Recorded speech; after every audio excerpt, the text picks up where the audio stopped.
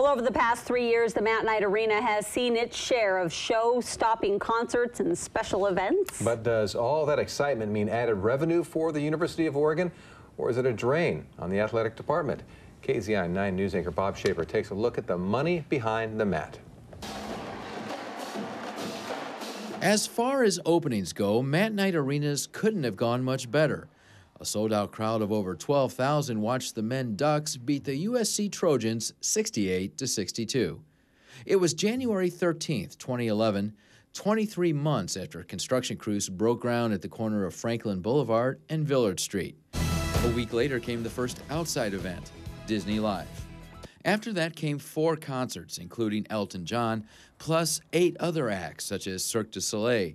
But in 2012, there were less, 3 concerts and 6 other acts. 2012 was not as busy as we wanted it to be. Mike Duncan, Senior Associate Athletic Director for Events and Operations, has been in the arena business for nearly 25 years. Previously the Vice President of Arena Ops for the Sacramento Kings, Duncan was in charge as Matt Knight's financial projections came crashing down.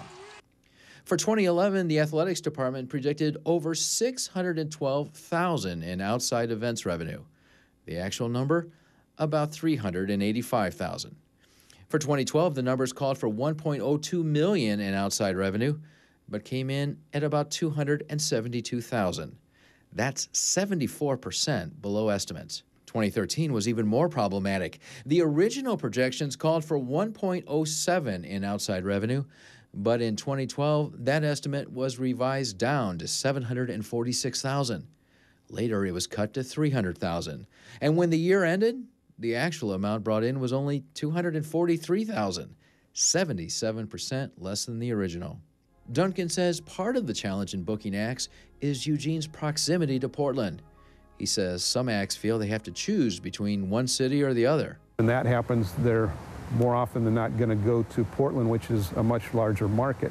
This was not designed to be a huge revenue generator. Craig Pinton, spokesman for the athletic department, says that 2014's projection of $274,000 for outside events is less than 0.5% of the athletic department's $93 million budget. Another way to look at it, it's 8 weeks of pay for Coach Dana Altman. Pinton says it's not unusual for early financial models to come up short, and the university is constantly revising its projections. And when you smile, the important thing, he said, is to bring exciting new acts to Eugene. Bruno Mars, 5 years ago, isn't coming to Eugene, Oregon if we don't have this arena. And on the positive side, Duncan has brought in more acts lately. Last year, there were 5 major concerts, plus several special events like the Globetrotters, the Monster Jam Truck Show, and the Mythbusters Tour. And this year, there have already been 5 concerts announced, with another 2 or 3 likely, according to Duncan. And as we have more success, then it tends to build on itself and grow. And I think that's where we are now. One difference is that last year, the athletic department, frustrated by the lack of shows, started promoting its own concerts instead of relying on agencies like Live Nation. Duncan scored one big act because he knew country star Tim McGraw's sister, who happens to live in Eugene. Each deal is uniquely structured. In some cases, the acts simply rent the arena for the night. Bruno Mars, for example, is paying $60,000 for his one-night stand. In other cases, the arena provides an act a guaranteed amount and then takes whatever revenue exceeds that. Duncan says that much of the revenue generated through concerts comes from the concession stand. Last year, those sales amounted to over $322,000 before expenses. Realistically, though, the arena could never pay for itself through outside concerts. Last year, the arena generated about $7.58 million in profit, far short of the $14.5 million a year it owes to pay back its construction bonds. The difference comes from a combination of athletic department funds and money from the arena's $75 million legacy fund, which was established by Phil and Penny Knight when the arena was built.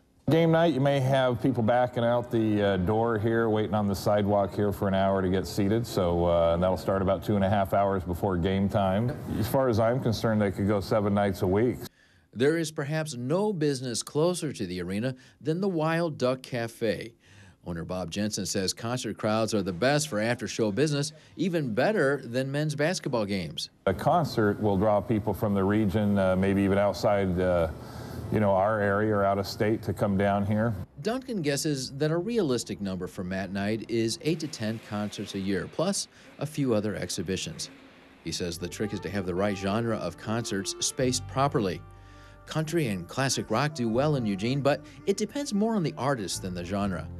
And spokesman Pinton says it's quality over quantity. It's a world-class facility. We want to ensure that we're bringing the same kind of acts that match the actual facility. It's established itself. We've got kind of a foundation now, and it's just seeing where it can go. In Eugene, Bob Schaper, KEZI 9 News. In addition, Bob says men's basketball revenue is also running below expectations. Last year, the U of O made $2.75 million on the men's team, and before the stadium opened, the projection was for $3.7 million.